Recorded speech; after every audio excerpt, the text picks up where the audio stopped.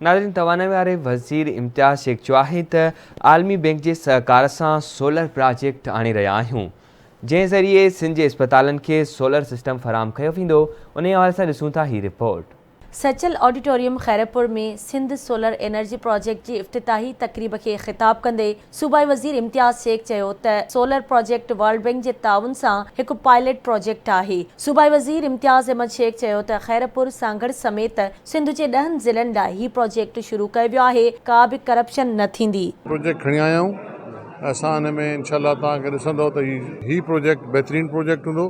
इन में इंशाल्लाह करप्शन हूंदी।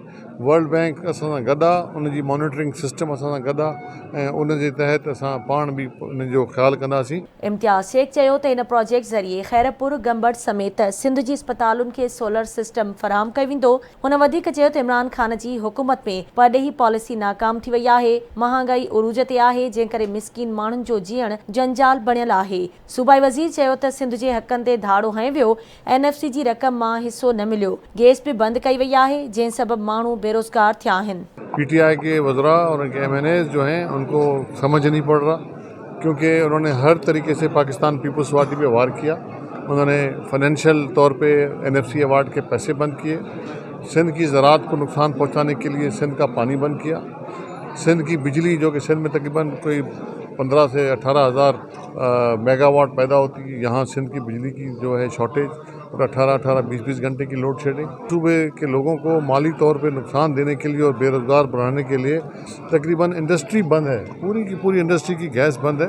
और हम तो ये कहते हैं कि झूठ बोलते हैं कि कोई कमी आ गई है। सिंध के लिए कोई कमी नहीं है, हमारी ज़रूरतों से बहुत ज़्यादा गैस यहाँ मौजूद है, लेकिन एक सिंध दुश्मनी पॉलिसी के तहत CNGs की बंद है। इम्तियाज़ शेख जो चवण हो त सिंध जा फ़ैसिला को ॿियो न पर सिंध जो अवाम कंदो। पीपल्स पार्टी ऐं एम्पायर जा तालुकात कीअं बि हुजनि, पर पीपल्स पार्टी ऐं अवाम जा तालुकात बहितर आहिनि। सूबाई वज़ीर चयो त MQM सदाईं लिसानीअ जी ॻाल्हि कई आहे। कराची जो अमुन ख़राब थियणु न ॾिनो वेंदो। MQM जब भी इलेक्शन आती है लिसानी तअस्सुब की बात करती है, और उन्होंने जिस तरीके से जिस वक्त वो पावर में थे तो उन्होंने सिंध का क्या असर किया, कराची का क्या असर किया, रोज़ बंद बोरी में लाशें, पूरी की पूरी तबाही। उस वक्त क्यों नहीं ये लाए अपना ट्रांसपोर्ट सिस्टम, उस वक्त क्यों नहीं लाए लोकल गवर्नमेंट सिस्टम।